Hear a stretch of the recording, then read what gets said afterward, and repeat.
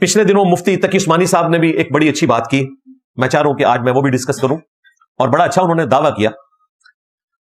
مفتی صاحب نے فرمایا حافظہ اللہ تعالی کہ پاکستان کی حکومت کوئی ایک مسجد ایسی بتائے جو حکومت نے بنوائی ہو۔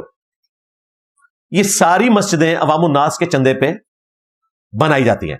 فیصل مسجد بھی جو بنی ہے نا، جو ایک شروع کی تھی گورنمنٹ نے، وہ بھی شاہ فیصل نے اس کے لیے چندہ دے دیا تھا، اس لیے اس کا جو پرانا نام تھا وہ تھا نیشنل جامعہ ماسک، قومی جامعہ مسجد، پھر اس کا نام چینج کر کے فیصل مسجد رکھا گیا۔ اس کا چندہ بھی جو ہے وہ سعودی عرب سے آیا تھا، پاکستانی حکومت کو توفیق نہیں ہوئی ہے مسجد بنانے کی بھی۔ تو اللہ کے فضل سے کوئی ایک مسجد ایسی نہیں ہے جو حکومت نے خود بنوائی ہو۔ باقی جو آپ کو کینٹ ایریا میں فوج کی مساجد نظر آتی ہیں، ظاہر ہے وہ فوج کے بجٹ میں سے بن رہی ہوتی ہیں، حکومت نہیں بنوا رہی ہوتی ہے، اور وہ بجٹ بھی ظاہر ہے ہماری ٹیکسز سے پے ہوتا ہے، وہ ایک الگ چیز ہے۔ اسی طریقے سے ہاؤسنگ کالونی اس کے اندر وہ ایک معاملہ علیحدہ ہے۔ باقی یہ حقیقت ہے پورے ملک میں جتنی بھی مسجدیں ہیں، یہ سب کی سب مسجدیں عوام الناس کے چندے پہ بنتی ہیں، لہذا حکومت کا کام نہیں ہے کہ وہ عوام الناس کو، مسجد کمیٹی کو، علماء کو انوالو کیے بغیر اس قسم کے ڈیسیژن کرنا شروع کر دے۔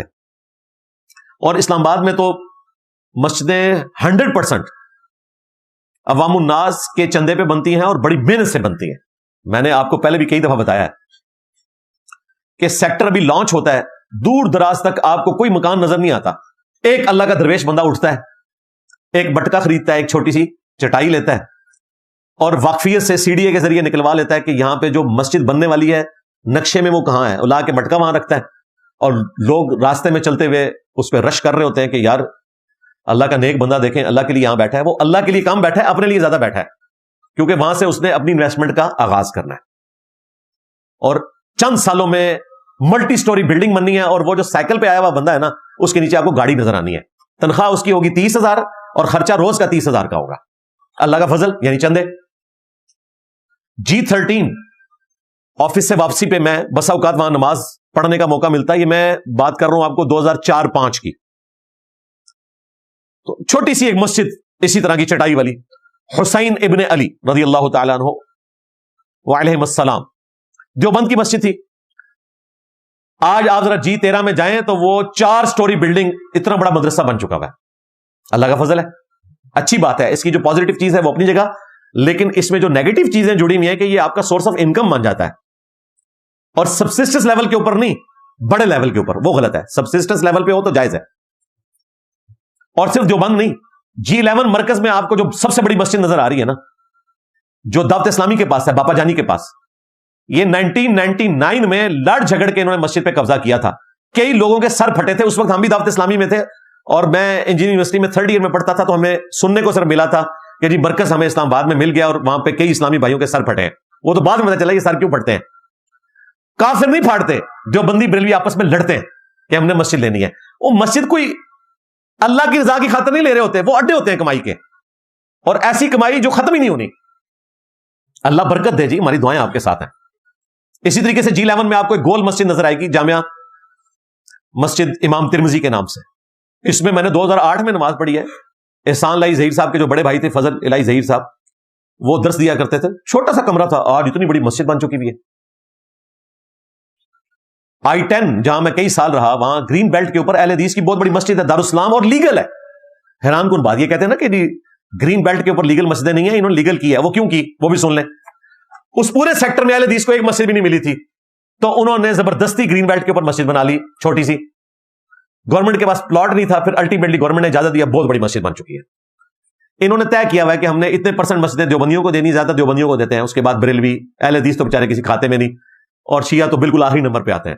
ان کو کوئی ایک آدھ کوئی پلاٹ کہیں بچ جائے تو ان کو دے دیتے ہیں، اور وہ بھی اپنی مسجد بنا لیتے ہیں۔ اچھا، شیعہ کی بھی جو مسجد ہے وہ اسے مسجد ہی کہتے ہیں، وہ امام بارگاہ نہیں ہوتی ہے، ذہن میں رکھیے گا، مسجد و امام بارگاہ لکھا ہوتا ہے۔ امام بارگاہ مسجد کے اندر ایک پورشن ہے، جس طرح بریلویوں کی مسجد کے اندر ایک پورشن ہوتا ہے نا مزار والا، اس طرح یہاں بھی انہوں نے وہ اپنے جو تابوت بنا کے اور وہ پتہ نہیں عجیب و غریب قسم کی چیزیں وہ لادہ سے رکھی ہوتی ہیں، وہ مسجد نہیں ہوتی، وہ امام بارگاہ ہوتی ہے۔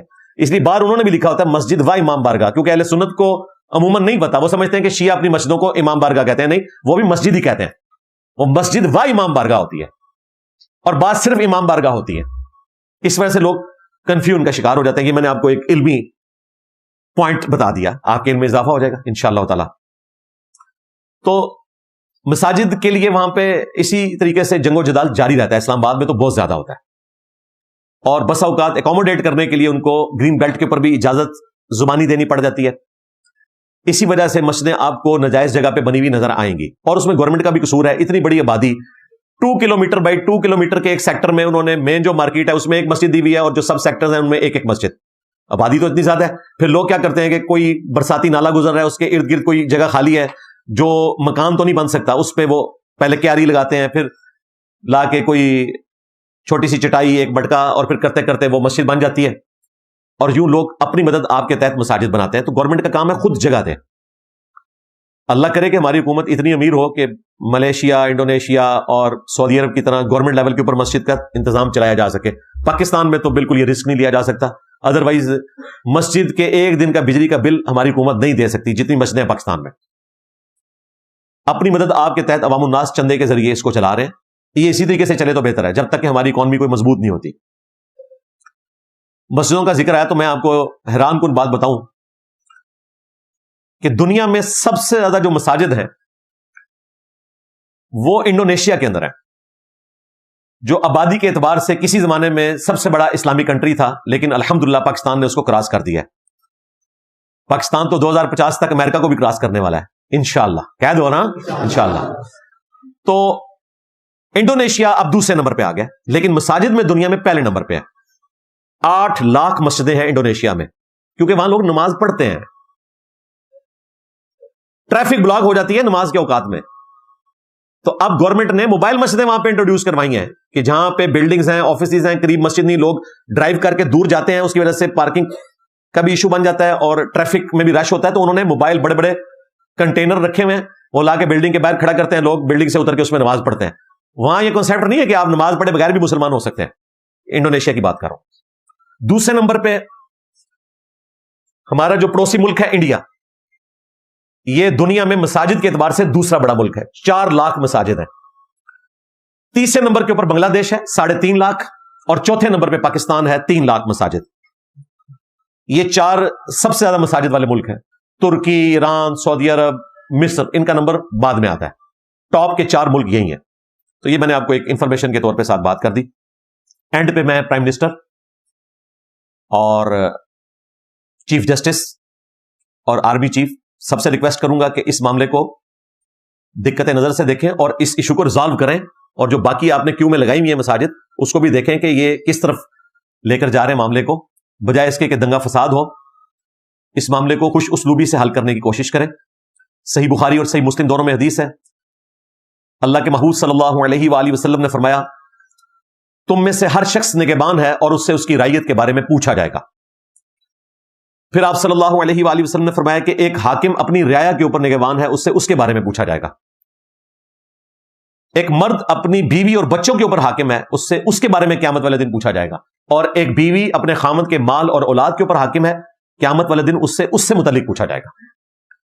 ایک اور حدیث ہے صحیح بخاری اور صحیح مسلم میں, اللہ کے محبوب صلی اللہ علیہ وآلہ وسلم نے فرمایا کہ بدترین گڈریا اگر کوئی ہو سکتا ہے نا, تو وہ کسی قوم کا حکمران ہو سکتا ہے. جیسے گڈریا جو ہے نا وہ بھیڑ بکریوں کی حفاظت کرتا ہے نا, تو حکمران کا بھی کام ہے کہ عوام الناس کی وہ حفاظت کرے گا. لیکن بدترین گڈریا ہوگا, اگر اس نے انصاف نہ کیا وہ جنت کی خوشبو بھی نہیں پائے گا. یہاں تو لوگوں کو پرائم منسٹر کی شیروانی پہننے کا بڑا شوق ہے, چیف جسٹس بننے کا شوق ہے, آرمی چیف بننے کا شوق ہے, لیکن یہ نہیں پتا کہ اس کے ساتھ چیزیں کیا جڑی ہوئی ہیں. لیکن یہ بھی حقیقت ہے کہ اگر کوئی شخص انصاف سے کام لے تو وہ بھی حدیث ہے صحیح بخاری اور صحیح مسلم دونوں میں کہ آپ صلی اللہ علیہ وآلہ وسلم نے فرمایا, قیامت والے دن اللہ کے عرش کے سائے کے سوا کوئی اور سایہ نہیں ہوگا, اور 7 قسم کے لوگ ہیں جنہیں اللہ کے عرش کا سایہ ملے گا. ان میں پہلے نمبر پہ عادل حکمران ہے. پھر وہ شخص جس نے جوانی میں توبہ کی اور نیکی کا راستہ اختیار کر لیا. وہ شخص جس کا دل ہر وقت مسجد میں اٹکا رہے, کوشش کرے کہ وہ اپنے کام سے فارغ ہو کے مسجد میں آ جائے, اسے بھی عرش کا سایہ ملے گا. وہ شخص جو دائیں ہاتھ سے صدقہ کرے اور بائیں کو خبر نہ ہو, یعنی چھپ کے صدقہ کرے. وہ شخص جو اکیلا بیٹھ کے اپنے رب کو یاد کرے اور اس کی آنکھوں میں آنسو آ جائے اللہ کے خوف کی وجہ سے, محبت کی وجہ سے.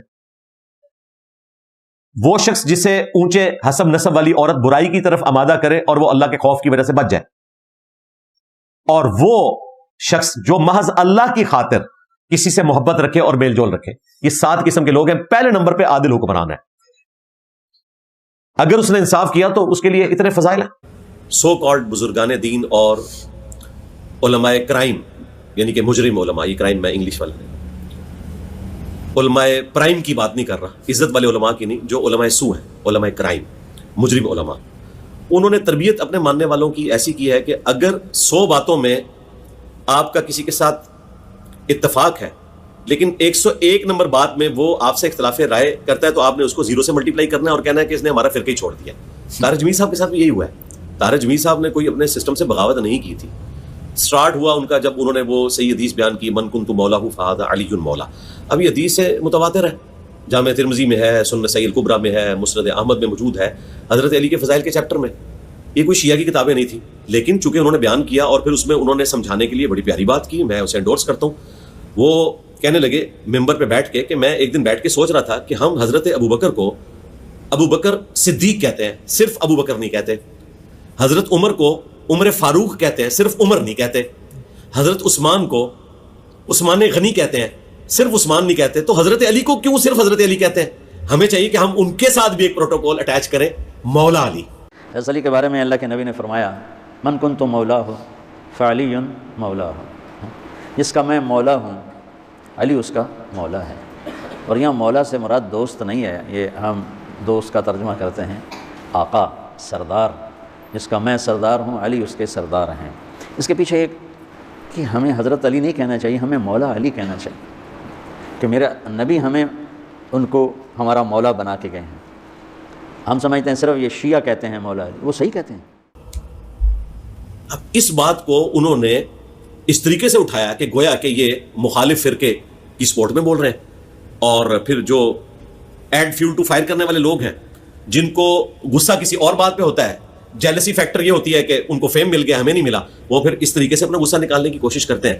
اور الٹیمیٹلی ظاہر ہے طارق جمیل صاحب تو ظاہر ہے کہ شریف النفس آدمی ہے، کنفرنٹریشن کو وہ ہمیشہ اوائڈ کرتے ہیں. میری جب کبھی بھی فون پہ بات ہوئی تو پازیٹیو ان کا ایٹیچیوڈ ہوتا ہے، اللہ کا شکر ہے. بہرحال کچھ چیزوں میں ان کو بات سمجھ نہیں آتی تھی، وہ اب سمجھ آ گئی ہے. مثلا وہ مجھے کہتے تھے کہ اگر تم سافٹ ہو جاؤ تو لوگ زیادہ بات سنیں گے. اب وہ اس بات سے پیچھے ہٹ گئے. میں نے کہا آپ تو بڑے سافٹ تھے، آپ کو ایک بات پہ انہوں نے معاف نہیں کیا. اب آپ نے ہماری کامیابی کا راز دیکھا ہے کہ ہم نے ان کو فرنٹ سے للکارا ہے، اس لیے بیک فٹ پہ ہے. ورنہ اس وقت جو ادم میں نے مچایا ہوا ہے انورٹڈ کاماز میں، یہ تو مجھے کچا کھا جاتا ہے تعداد میں جتنے زیادہ ہیں. اس کے پیچھے راز یہ ہے کہ میں آڑے ہاتھوں ان کو لیتا ہوں. ہاں، ہیومن ڈگنیٹی وائلیٹ نہیں کرتا، علمی دلائل کے ساتھ. میں یہ نہیں کہتا کہ ٹھیک ہے اس نے بات کر دی ہے، مجھ پہ الزام لگا دیا تو میں چپ کر کے بیٹھ جاؤں، یہ تو ایف آئی آر کٹوا دیں گے، مواب لے کر آ جائیں گے. نہیں، میں فرنٹ سے لیڈ کرتا ہوں، ان کے اعتراضات کے جوابات دیتا ہوں اور پھر ان کو اور ان کے بڑوں کو میں ایکسپوز کرتا ہوں. ان کو لالے پڑ جاتے ہیں، جس کی تازہ مثال سعد رضوی صاحب ہے. کہاں وہ دن تھے کہ انہوں نے یوں چیلنج کیا تھا کہ اس کو میرے سامنے بٹھا دو. میں نے اگلی اتوار کو کہا کہ ٹھیک ہے میں سعد رضوی صاحب کے ساتھ بیٹھنے کے لیے تیار ہوں، لیکن نہیں وہ بیٹھے. اب اللہ کا شکر ہے ریحان طارق صاحب کے ساتھ انہوں نے بیٹھ کر خود ہی سیز فائر کر دیا، جو آغاز انہوں نے خود کیا تھا.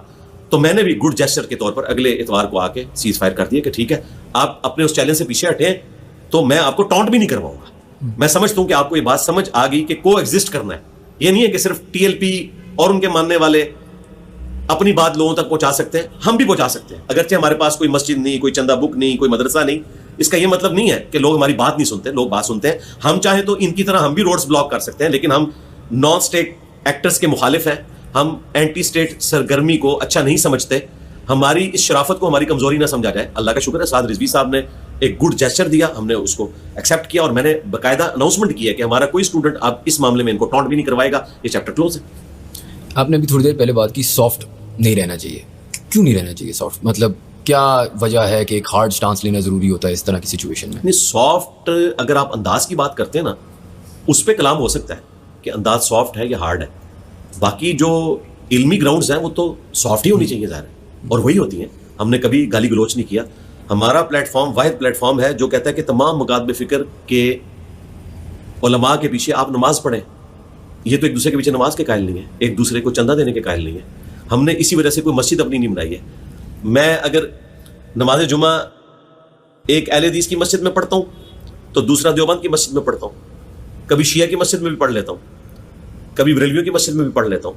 یہ میری روٹین تھی جب تک کہ سیکورٹی ایشوز میرے ساتھ نہیں جڑے ہوئے تھے. اب تو کچھ عرصے سے ظاہر ہے میرے لیے ایک مصیبت کھڑی ہوگی، ورنہ تو میری 5 نمازوں کی مساجد الگ فرقوں کی ہوتی تھی تاکہ میرے دل میں کبھی نیگیٹو سائیکالوجی ڈیولپ نہ ہو, اور سب کو چندہ دے کر نکلتا تھا. اگر میں نے کسی مسجد میں وضو کیا, گھر سے وضو نہیں کر کے گیا, تو میں یہ حق سمجھتا ہوں کہ اس مسجد میں ایٹ لیسٹ اتنی رقم ضرور ڈال دوں کہ جو پانی کی موٹر یہاں پہ چلی تھی اور اس میں سے میں نے بھی یوز کیا تو میرا حصہ بھی چلا جائے, یا جس پنکھے کے نیچے کھڑے ہو کے میں نے نماز پڑھی ہے بجلی کے بل میں میرا حصہ بھی چلا جائے.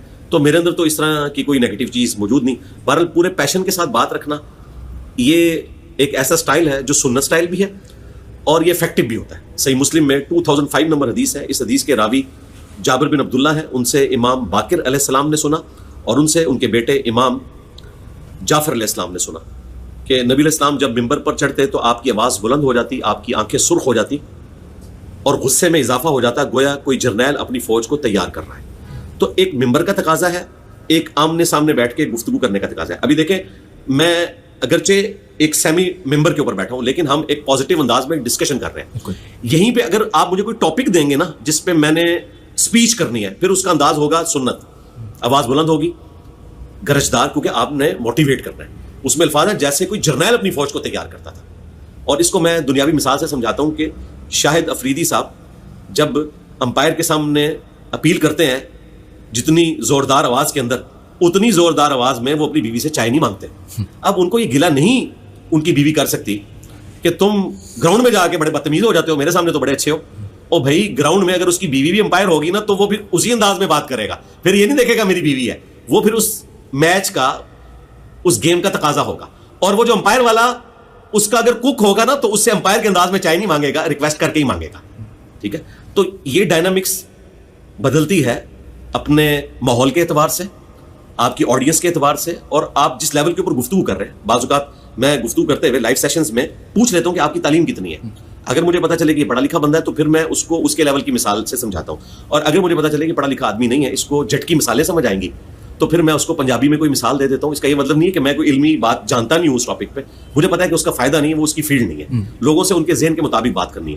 اب ہماری آڈینس پڑھا لکھا طبقہ بھی ہے, ان پڑھ بھی ہے, میلز بھی ہیں, فیمیلز بھی ہیں, جولی طبیعت رکھنے والے بھی ہیں, سیریس لوگ بھی ہیں.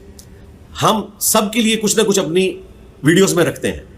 یہ نہیں ہے کہ صرف لطیفے ہی سنا دیے, کبھی کبھار کوئی بات ہوئی, لطیفہ تو میں نہیں سناتا, میں یعنی ایسی کوئی بات کرتا ہوں کہ جس کی وجہ سے کوئی لائٹر موڈ میں بات سمجھ لے. اور بعض اوقات کوئی ٹریجک انداز میں گفتگو کنوے کر دی جاتی ہے, بعض اوقات فضائل کے انداز میں کر دی جاتی ہے, اور اکثر اوقات جو میری اتوار کی ویڈیوز ہیں وہ کرنٹ افیئرس کے اوپر ہوتی ہیں. اور میں ہر کرنٹ افیئر کے اوپر جو اس ویک کا ملکی لیول کا افیئر ہے جس میں دین کے حوالے سے کوئی گائیڈ لائنس چاہیے, میں ضرور بولتا ہوں دین کے حوالے سے. جس طرح آج کل یہ ٹاپک چل رہا ہے یہ گدھے کے گوشت کا, تو آج میں نے 2 گھنٹے اس کے اوپر پوری اسلامک رولنگ بیان کی ہے. صرف گدھے کے اوپر نہیں, جتنے حلال اور حرام جانور ہیں ان کی پوری لسٹ, اور قرآن پاک سے کراس ریفرنسز میں نے تقریباً 15 مقامات سے درجنوں احادیث بخاری مسلم سے پیش کی ہیں. اس سے پیچھے رجب بٹ کا مسئلہ تھا, اس کے اوپر ڈسکشن کی. اس سے پچھلے ویک حمیرہ اصغر کا کیس تھا, اس کے اوپر ڈسکشن کی. اس سے پچھلے ویک سماعت انسیڈنٹ ہوا تھا جو کچھ لوگ ڈوب گئے تھے, تو میں نے اس کے اوپر ڈسکشن کی. تو ہر کرنٹ افیئر کے اوپر جو اسلامک رولنگس ہے وہ میں ڈسکس کرتا ہوں, اور وہ نارمل انداز میں ہوتی ہے, اس میں تو کوئی ایسی بات نہیں ہوتی. لیکن جب مولویوں کا معاملہ آتا ہے تو ظاہر ہے مولوی تو مجھے گالیاں دے رہے ہوتے ہیں, میں گالی کا جواب گالی سے نہیں دیتا, لیکن ایٹ لیسٹ ایسی لینگویج میں بات کرتا ہوں جو ان کو سمجھ آئے. وہ مولویوں کے لیے لینگویج ہوتی ہے, اور اس میں کوئی بھی ولگر لفظ استعمال کرنے سے ہم پرہیز کرتے ہیں, جسے ڈکشنری میں ولگر مانا جاتا ہوں. میں ایک دفعہ ایک فروٹ شاپ پہ تھا, تو ایک پروفیسر صاحب میرے پاس کھڑے ہوئے اور مجھے کہنے لگے میں فلاں یونیورسٹی میں سینئر پروفیسر ہوں, آپ کی ویڈیوز بڑے شوق سے سنتا ہوں, لیکن مجھے اعتراض ہے کہ آپ چند الفاظ اچھے استعمال نہیں کرتے. میں نے کہا جی چند نہیں, ایک بتائیں. اب وہ سوچتے رہے بڑی دیر تک. میں نے کہا آپ نے تو بڑے دعوے سے بات کی تھی. جی پھکی. میں نے کہا پنجابی اسپیکنگ ہے, تو میں نے کہا یہ ولگر لفظ ہے. کہتے ہیں نہیں. تو میں نے کہا آپ نے اعتراض کیوں کیا؟ یہ تو اتنا زبردست ورڈ ہے کہ اگر کسی کا ہاضمہ درست نہ ہو تو پھکی استعمال کرتا ہے, یہ گالی نہیں ہے. اور میں نے اس کو علمی پھکی رکھا ہے کہ اگر کسی کا علمی ہاضمہ درست نہ ہو تو میں اس کو پھکی دیتا ہوں. یہ ولگر لفظ کیسے ہو گیا؟ آپ کہیں نہیں جی آپ اتنے پڑھے لکھے آدمی, آپ کو پھکی لفظ زیب نہیں. بھائی میں پڑھا لکھا ہوں یا ان پڑھ ہوں, پھکی کی ضرورت مجھے بھی ہے, ایک ان پڑھ بندے کو بھی ہے. اچھا دوسری بات, یہی اعتراض قرآن پہ بھی کیا گیا تھا کہ اللہ کی کتاب ہے اور اس میں مکڑی کی اور مکھی کی مثالیں آئی ہیں. اللہ اتنا بڑا ہے اور مثالیں دے رہا ہے مکھی کی. تو اللہ تعالیٰ نے فرمایا اللہ تعالیٰ اس بات سے حیا محسوس نہیں کرتا کہ وہ مچھر کی مثال بیان کرے یا اس سے بھی حقیر کسی چیز کی. کیوں؟ اللہ کا مقصد بات سمجھانا ہے. اگر کسی کو چھوٹی سی مثال سے بات سمجھ آتی ہے تو اللہ تعالیٰ پھر اپنا سٹیٹس نہیں دیکھے گا, اس کے لیول پر اتر کے اس کو بات سمجھائے گا. اگر گاڈ یہ کر رہا ہے اپنی بات سمجھانے کے لیے, جس کے پاس سارے اختیارات ہیں, تو اللہ کے بندے کو تو بدرجہ اولا اس چیز کی ضرورت ہے کہ وہ لوگوں کے لیول پر اتر کے بات کرے. ایک ان پڑھ بندے کو حقی کہے, ایک سائنٹسٹ کو اینٹی وینم کہے, ان کے لیے میں کہتا ہوں اینٹی وینم. اور جو لٹریچر کا بندہ ہے اسے بتایا جاتا ہے الزامی جواب. اس کو کہا جاتا ہے الزامی جواب. تمہارے اصول اور مبادی پہ میں الزامی جواب تمہیں دے رہا ہوں کہ اگر یہ بات ہے تو یہ بات تو تم بھی مانتے ہو, اب بتاؤ میری بات صحیح ہے یا غلط ہے. اس کو کہتے ہیں الزامی جواب. انگلش میں اینٹی وینم میں نے اس کا نام رکھا ہے, اور پنجابی میں پھکی رکھا ہوا ہے. تو اس طرح کی اگر کوئی چیز ہو, ایک دو چیزیں مجھ سے مس ہینڈل ہوئیں جذبات میں اوائل میں, مجھے طارق جمیل صاحب نے کہا کہ تم نے یہ الفاظ غلط استعمال کیے, تو میں نے باقاعدہ کیمرے میں آ کے معافی مانگی کہ یار یہ غلط ہو گیا مجھ سے. میں واحد بندہ ہوں جی اس وقت دینی پلیٹ فارمز پہ جس نے اپنے 10 رجوع ویڈیو میں 1.5-2 گھنٹے کی ویڈیو میں پچھلے 15 سال میں 10 ایسے مقامات جس پہ مس ہینڈلنگ ہوئی وہ رجوع ویڈیو میں ریکارڈ کروائے ہیں, اپنی توبہ ریکارڈ کروائی ہے. اتنا حوصلہ کسی میں ہے تو اللہ کا شکر ہے. اب بھی کوئی بات پہنچے تو میں اصلاح کرتا ہوں, کوشش کرتا ہوں کہ اس کے اوپر اپنی معذرت ریکارڈ کرواؤں. یہ نہیں کہ میرا کہنے کا مطلب یہ نہیں تھا. ہاں اگر کوئی میری ویڈیو آؤٹ آف کانٹیکسٹ کاٹتا ہے تو پھر میں کہتا ہوں کہ بھائی میں نے یہ بات کہی نہیں ہے, تو میں رجوع کس بات کا کروں, میں نے تو یہ بات کہی نہیں, میں نے تو یہ بات یوں کہی تھی. جس طرح ایک صحافی صاحب نے میرے اوپر الزام لگایا کہ آپ نے ہمارے چہیتے پولیٹیکل لیڈر کے ذاتی کردار پہ بات کی. میں نے کہا کہ بھائی میں نے تو مولویوں کے ذاتی کردار پہ کبھی بات نہیں کی بائی نیم, جن کے ذاتی کردار مجھے پتہ ہے, جنہوں نے میری لائف ونریبل کی. تو میں نے ایک پولیٹیکل لیڈر کے ذاتی کردار کی بات کیوں کرنی ہے؟ میں نے تو اس کے پولیٹیکل کردار کی بات کی تھی کہ وہ یو ٹرنز لیتا ہے, اس کے کال اور فیل میں تضاد ہے, اور تم نے اس کو ذاتی کردار جو اس کی ذات کے حوالے سے پوری دنیا جانتی ہے اس کے ساتھ لیٹ کیا. چونکہ باقی دنیا ان کو کرٹیسائز کرتی تھی تو تم نے خود رنگ بھرے ہیں. تو میں معذرت کس بات کی کروں, میں نے تو یہ بات کی نہیں تھی. ہاں جہاں پر ہم کریں گے ہم معذرت کریں گے کہ بھائی یہ بات غلط ہوئی, ہم معذرت کرتے ہیں. اور بعض اوقات میں معذرت ایسی کرتا ہوں کہ اگلی بات اس سے بھی زیادہ سخت ہو جاتی ہے کہ بھائی میں نے تو ہلکی بات کی تھی, ٹھیک ہے میں معذرت کرتا ہوں, اصل بات یہ تھی, سن لو, پھر لو سامو, یہ بھی ہو جاتا ہے.